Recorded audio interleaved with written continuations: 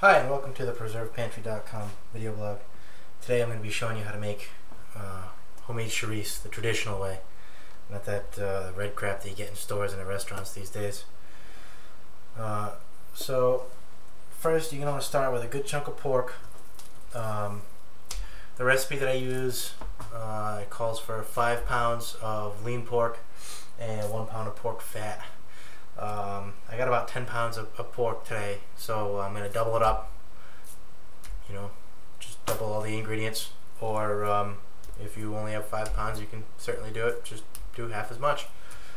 So your first step, you're going to want to separate your lean pork and your pork fat, and you don't have to be exact with it. There's a little bit of meat on this fat and there's some fat on the meat, but the key is to get most of it separated, because the lean pork is going to stay diced in the sausage and the fat is going to be ground in the meat grinder. So then you're going to take your lean pork and you want to slice it. You want to eventually end up with cubes varying between 1/4 inch and 1/2 inch. And they don't have to be exact cubes. This is a pretty rustic sausage, so just make them kind of cube-like, cube-ish.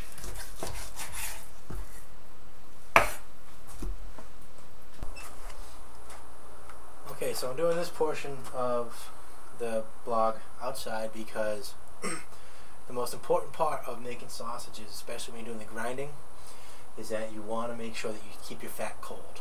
All your fat has to be cold. Otherwise, if it starts to melt, you're going to have problems when you cook. It's going to separate out from the sausage and it's going to make a mess. So your best bet is just keep everything cold. Use bowls that are sitting in an ice bath. Take everything and put it in the freezer when you're done, or you can be lazy like me if you don't mind the cold. Do it on your back porch when it's really cold out. You might actually see a little bit. It's snowing out right now and something's blowing into the porch, so if you see something float by, that's what it is. So I've already got my meat all cubed up here. You can see it's not really all cubes. It's just kind of between 1/4 inch and 1/2 inch, so that it'll make it through the grinder when I put the stuffing horn on it, and I use that for stuffing them. So right now what I'm going to do is I'm going to grind my fat with the smallest plate that I have for my grinder. We want this, not mush, but pretty small pieces.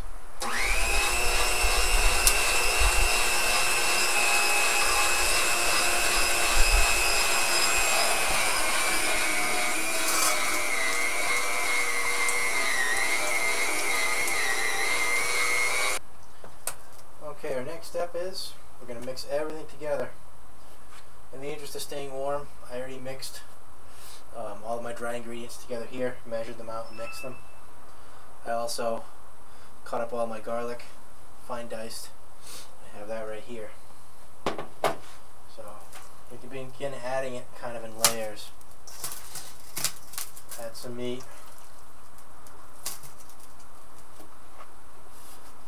And then some of our dry ingredients.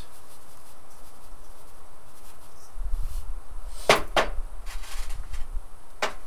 some garlic. And mix this together.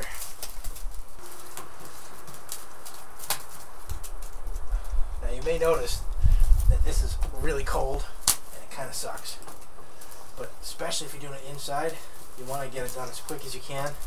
You don't really want to stop and take a break, because like I said before, that fat warms up too much. It's going to separate out when you cook the sausage, and that can be a problem.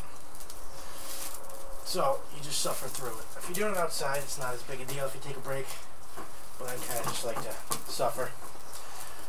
Get it all done at once. Make sure you get all the spices mixed in evenly, and almost as importantly, well, as importantly, make sure you get all the fat mixed in there evenly too. That's the tough part. It tends to clump together. You want to kind of make sure it all gets broken up, mixed in evenly with the meat. You can buy meat mixers, and they're real nice to have, but they're kind of expensive.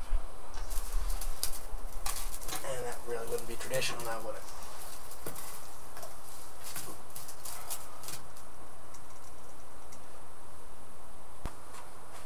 Okay, so now that everything's mixed in evenly, you're going to want to let this sit an hour, and then you add in 1/4 cup of, you can use white wine, red wine, you can use port. Traditionally you're supposed to put enough to cover it, but I think that's more for the old earthenware crocks they used to use when they made it back in the day. So I do 1/4 cup per recipe. Now I doubled mine here, so I'm going to put 1/2 cup. Like I said, you add that in about an hour, and you let it sit overnight. Come back to it tomorrow morning, and then we get to the fun part. Thanks for watching, and make sure you tune in tomorrow, part 2. This is actually going to be a 3-part series. Today is part 1, we're preparing the mix. Part 2, tomorrow, we're going to stuff the sausages and get them ready to go and start them fermenting. And then part 3 is going to be smoking and drying. Thanks for tuning in to the preservedpantry.com blog, and make sure you come back soon to catch the other 2 episodes in this series, as well as others that are going to be coming out soon.